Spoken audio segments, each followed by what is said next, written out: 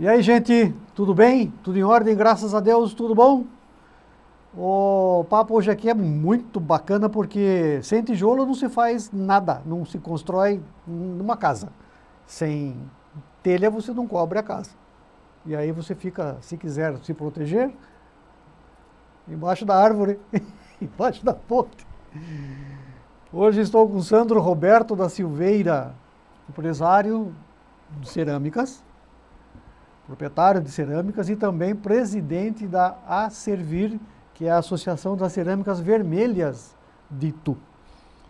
E região. E região.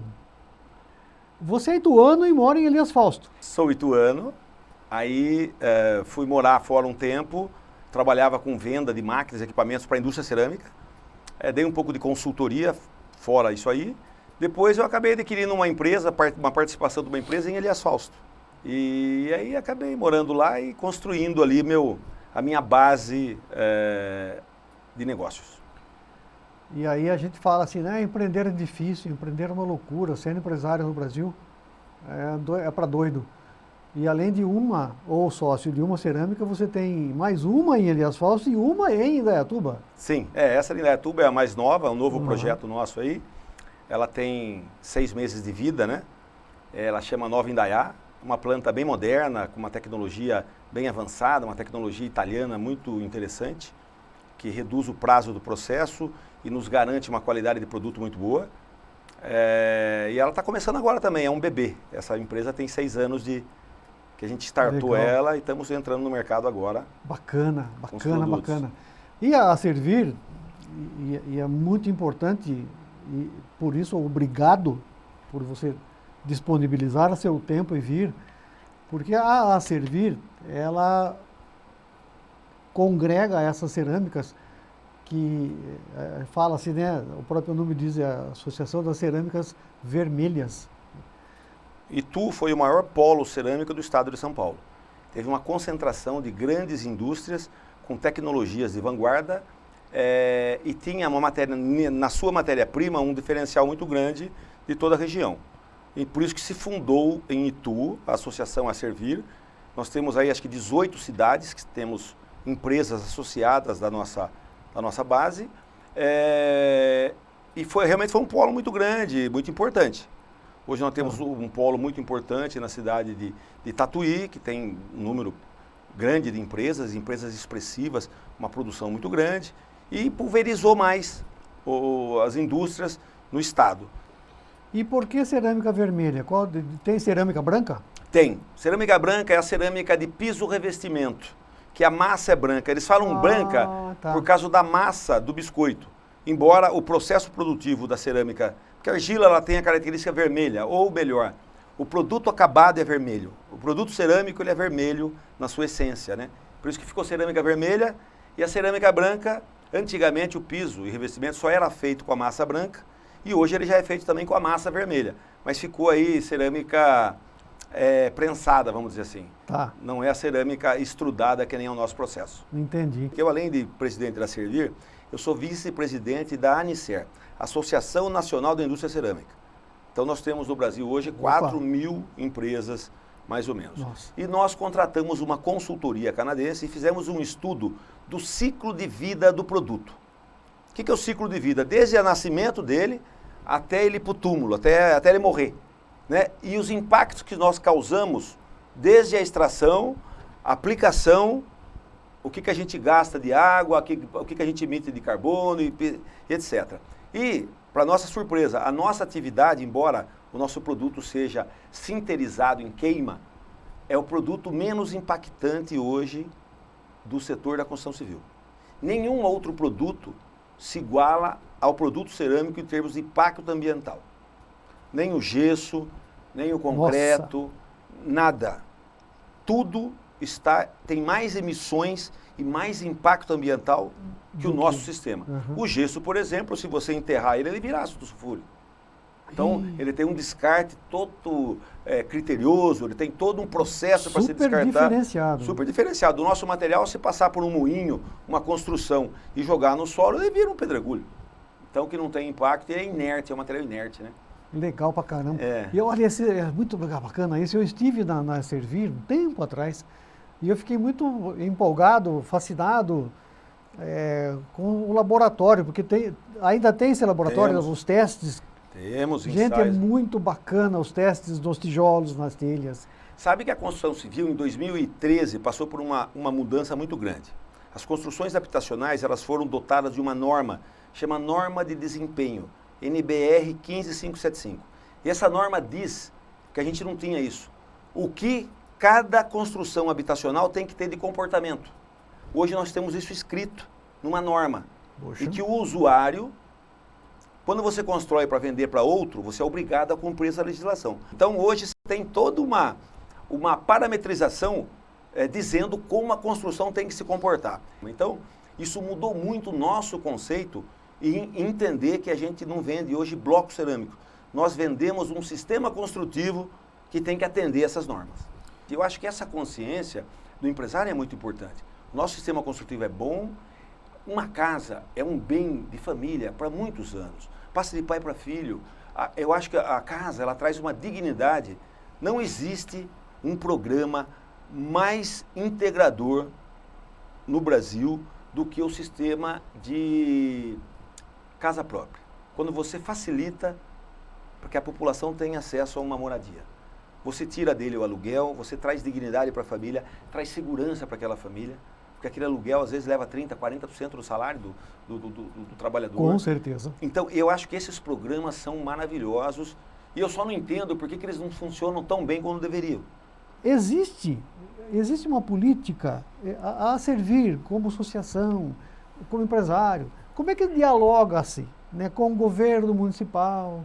Há prefeitos e prefeitos que têm uma temática que conduz isso de forma diferente.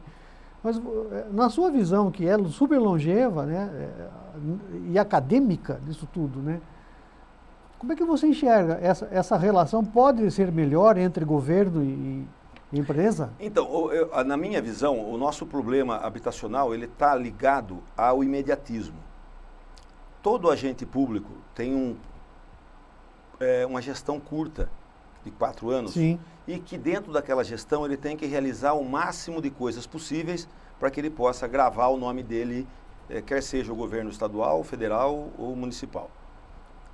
E isso é um problema, porque a construção, você está falando de fazer uma obra de 50 anos ou mais, que você quer dar velocidade nela, e que para você 6 meses, por causa da sua gestão, é muito importante, e que para aquela construção, 3 ou 4 meses a mais, se agregar qualidade, durabilidade e baixa manutenção, vai ser muito espetacular para quem comprou. Então, esse imediatismo de fazer as coisas com planejamento muito curto e muito pobre de informações, nos traz um monte de problemas. Vez por outra, a gente vê na mídia conjuntos habitacionais com um monte de patologia, com vazamento, enfim, com trincas, com rachaduras, algumas coisas até colapsando. Esses dias eu vi uma escola no Pará que nem foi inaugurada e já caiu, colapsou inteira. Absurdo. Um absurdo. Aí onde está o problema ali? Execução. Então, outra coisa, quando você quer velocidade, ela normalmente não está ligada ou imediatamente com a qualidade. Quando eu falo qualidade, Demetrios, não é a qualidade do ambiente construtivo, é a qualidade da habitabilidade daquele ambiente. Você pode fazer uma construção extremamente rígida, sólida, porém dentro dela é um forno ou é uma geladeira. O agente público, ele contrata a obra, mas ele não vai executar.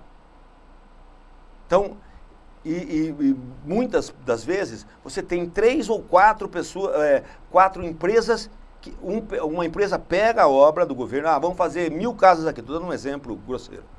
A empresa pega aquelas 1000, subempreita para uma outra empresa, aquela outra empresa, ela pega, Sim. Aí ela subempreita metade, e aí você vai criando uma cadeia de responsabilidades, e todo mundo que empreita tem que ficar com a sua porcentagem, Claro. porque ninguém vai trabalhar de graça. Uhum. E aí, no final, quem sofre é a obra. Então a gente vê muitas obras inacabadas, mal executadas, com problemas que não vão sair nunca mais, ou construções que não entregam uma qualidade da habitação. E parece, você dizendo isso agora para mim, que assim, você terceiriza, você quarteiriza, E no final, ninguém é responsável. Que você vai... Você é associação a servir, enfim. A outra, como é que é a outra? Anicer, Anicer. Associação Nacional. Vocês são procurados pelos agentes públicos, há um diálogo entre vocês, existe uma troca de ideias. Por exemplo, o prefeito buscar, né, beber da fonte de conhecimento de vocês. Você tocou num ponto muito importante. O que acontece, Demetrio? Nós, invariavelmente, nós não temos em gestão pública técnicos. Nós temos políticos, que podem ou não ser técnicos, que podem ou não colocar como um secretário. Não é uma condicional, é verdade. Então, quando você vai discutir um assunto técnico com um viés político, a conta nunca vai fechar. Isso é um problema muito sério, a gente vive esse problema por causa disso. Então a parte técnica, ela não se dá bem com a parte política. A gente vê que esse casamento é muito difícil. Mas eu acredito que não é por vontade de vocês. Não, pelo contrário, nossa vontade. E toda vez que a gente chega para querer demonstrar o nosso pensamento, não é vender produto. Eu vou fazer um parênteses aqui. Eu estive numa oportunidade com um agente da Caixa Econômica numa Assembleia Nacional de Cerâmica e esse diretor da Caixa Econômica estava lá e a gente apurou um número muito interessante. Nós temos uma construtora muito famosa aqui no estado de São Paulo que chama-se Pacaembu. Ela é a maior construtora de casas no estado de São Paulo. Ela faz muitas casas, agora está indo para outros estados, tem uma tecnologia de construção fabulosa, ela usa bloco cerâmico estrutural, mas ela é uma linha de montagem no canteiro dela, entrega um produto espetacular. A inadimplência que ela tem, porque ela é uma construtora importante, o índice de inadimplência dela, dos financiadores, a obra dela, que financiou pela Caixa, frente às outras, era menos da metade. Tipo assim, ela tinha 5% de inadimplência e as outras 10, 15, 18. Por que isso? A construção não dava patologia, não dava problema. Então o usuário paga. Claro. Quando a construção tem qualquer problema, o cara está insatisfeito, ele não tem recurso para ir no advogado, nada. A primeira coisa que ele faz, ele para de pagar. E aí se cria um problema gigantesco. Porque você não vai tirar o cara da casa, você tem um esforço gigante do agente financeiro para tentar reverter a situação. O custo disso é absurdo. Então, é isso que a gente vem conversando, tentando levar à luz que a construção tem que ser tratada de uma forma diferente. O déficit habitacional é um problema muito sério e não pode ser tratado de forma imediatista e superficial. Tem que ser um planejamento de médio a longo prazo, que aí você resolve o problema com eficiência. Esse recurso vai e volta, e você vai resolvendo. E existe dentro da linha, da cadeia de produção de vocês, produtos que podem ser usados pelo serviço público? Sim. Com custo-benefício interessante para o poder público, para o contribuinte? Sim. Nós temos uma linha de produtos que nós chamamos de bloco estrutural cerâmico. E ela com diferentes dimensões e com uma linha de acessórios gigantesca. Por quê? Ele é um Lego. Você não corta uma peça no canteiro. Você tem as peças para pôr em cada lugar. A gente chama isso de modulação. Você pega um projeto, você modula ele, quer encaixar as peças certas, e aí você tem um projeto para aplicação daquele sistema construtivo. Há uma redução gigante de aço, de concreto, de velocidade e de entulho. Não se usa formas de madeira. Pois é. Porque a gente tem as canaletas para virarem as vigas, nós temos os blocos que enchem ele dentro, vira as colunas, temos canaletas Jotas para fazer o respaldo das lajes.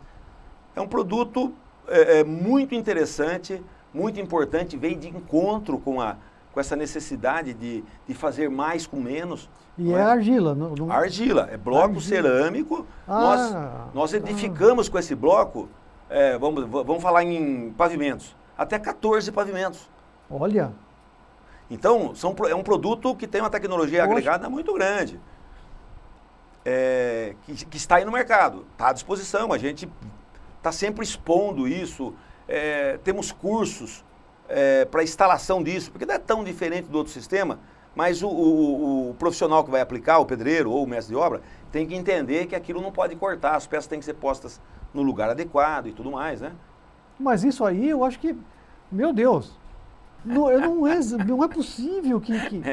É uma dificuldade, realmente é uma dificuldade. Mas aí falta o quê? Vontade política, vontade... Sim, é uma questão... Então, você sabe que existe uma diferença muito grande do projeto para a aplicação. A gente sente isso na construção civil e é uma coisa que, embora hoje a gente já tenha o recurso do BIM, o BIM é o gêmeo digital. Você faz um projeto, ele é gêmeo daquilo que você vai executar. Esse é o sistema BIM de projetos. Mas é possível usar isso na gestão pública. Tudo. Sim, não, tudo. Hoje, a prefeitura, por exemplo, o governo estadual tem acesso a isso. Mas, tranquilamente, isso é um sistema de projetos já muito difundido, muito aplicado já em muitas coisas. Então, a necessidade de realmente se usar a tecnologia. Hoje nós temos a tecnologia para dados da construção, coisas assim fascinantes. Fascinantes. Hoje você faz um planejamento de movimentação de terra num loteamento com uma precisão absurda por conta da tecnologia. Então, é muito interessante. A tecnologia hoje permite tudo. O que precisa é aplicar e executar. Pois é. E eu sempre penso aqui macro, embora a gente pense em município, né, de que forma isso pode chegar, ou por qual secretaria de desenvolvimento, de pavimentação, de Secretaria das Finanças, porque precisa o mercado de vocês, ele evoluiu de uma forma tão positiva em todos os aspectos, não é verdade? Sim. E que contribuirá, com certeza, para o todo, né? Então hoje, você vê, como você falou de contribuiu, a indústria cerâmica vermelha hoje, ela se utiliza para fazer a queima dos fornos do resíduo de madeira. Nós estamos utilizando hoje o rejeito da madeira que era utilizada para embalagem, que antigamente era lixo e hoje virou matéria-prima, e é uma matéria-prima importante e que tem um custo elevado. Então, a gente tira o lixo, o rejeito, tem algumas empresas que trabalham hoje captando os descartes das cidades, moe, pica, vai lá para fazer a queima dos fornos de cerâmica. Então, a gente não usa uma fonte energética orgânica, que seria um gás, ou um óleo, ou um carvão. O nosso sistema de queima é com biomassa, que essa biomassa geraria muito mais metano se ela tivesse depositada do que a gente fazendo a queima. O CO2 que a gente emite é muito inferior ao metano que você, uma montanha de pó de serra, estaria emitindo para a natureza. Então, a gente está limpando esta parte aí, estamos assim, fazendo um trabalho de limpeza pública, vamos dizer assim, que antes era jogado fora, era descartado, e hoje a gente faz essa utilização. Então, a gente reduz os impactos com esse tipo de atitude. Itu, especificamente, é uma cidade histórica. Sim. Então, ali a gente tem, né, uma política pública de manutenção, conservação desse patrimônio. Existem produtos na área de vocês que podem contribuir com você manter uma fachada, porque tem muito disso, né, casarões e tal. Se acionados, há um tempo atrás, a gente foi acionado, porque nós temos a igreja, a matriz de Itu. Uma coisa até muito interessante. Eu tenho lá na Servir um mostruário, e depois eu posso te mandar algumas fotos, ou você pode ir lá até para ver. E lá eu tenho tijolos de muitos anos, mas o que me chama a atenção, nós tiramos uma telha da matriz, que foi reformado o teto. Uhum.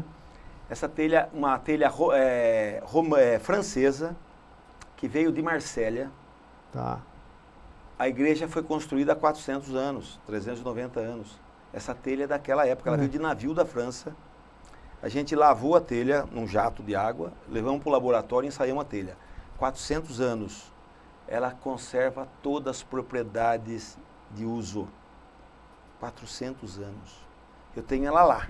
Está lá, a hora que você quiser ver. E temos os tijolos imensos. Então, se a gente for procurado para fazer uma forma específica, para atender uma necessidade dessa, com certeza. Com certeza. Então esse grau também de valorização de um produto desse, que nos dias de hoje, a parede do casarão tal precisa ser refeito. Com certeza a gente acha um fabricante que faz o tijolo do modelo que estava lá para fazer essa restauração. Mas essa relação também de órgãos públicos ou departamentos específicos de patrimônio, cultura, arquitetura, também vocês não são procurados para isso. Não. Se a gente for, a gente trabalha por acionamento. Se a gente for acionado, com certeza a gente vai dar uma resposta e vai fazer o possível para ajudar. E em termos de cidade, né, também você que está lá, cá e tal, quem está bem hoje? Itu está bem, Atuba está bem, Elias Fausto. Então, Elias Fausto está muito bem. Elias Fausto hoje está numa pujança muito grande, várias empresas se instalando. E Indaiatuba, eu digo que seria uma joia do estado de São Paulo. Indaiatuba é um lugar privilegiado. Todo empreendedor que vem para Indaiatuba na construção civil tem sucesso. É uma cidade muito importante, muito interessante.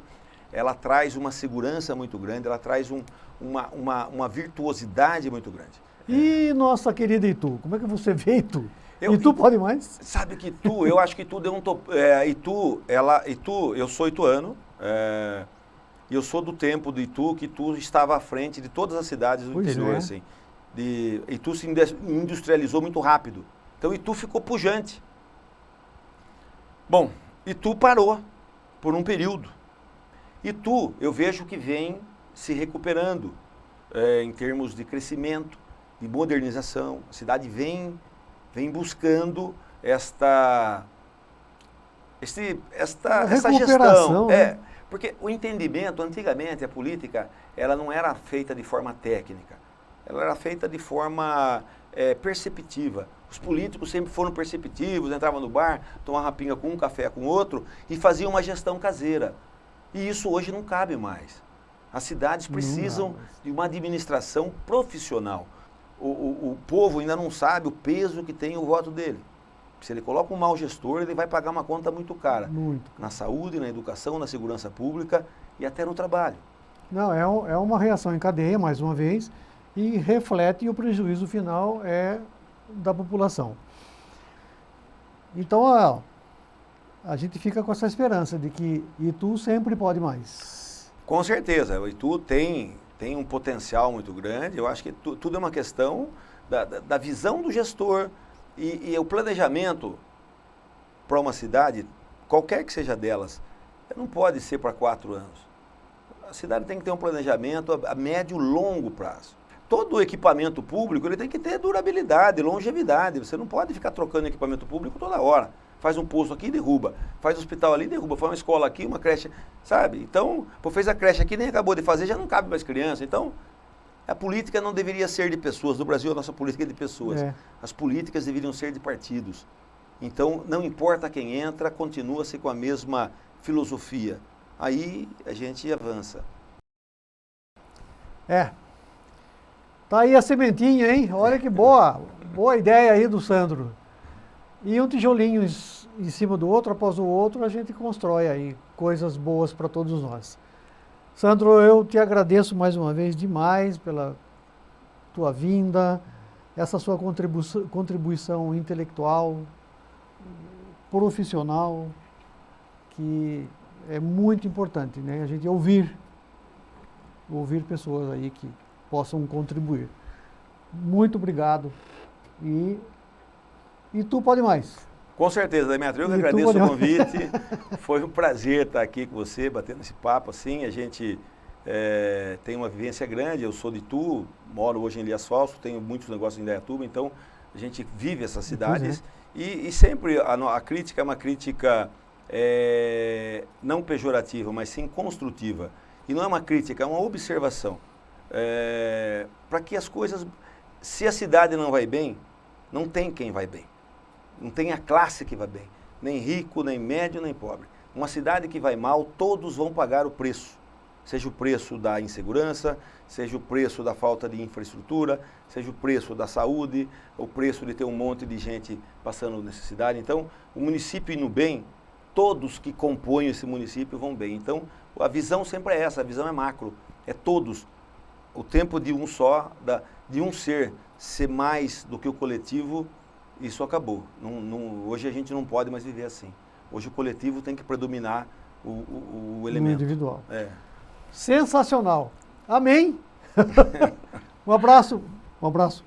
Obrigado, gente. Segue aí, porque nós podemos, e você pode, e tu também. E tu pode mais. Um abração, Sandro. Obrigado. Obrigado.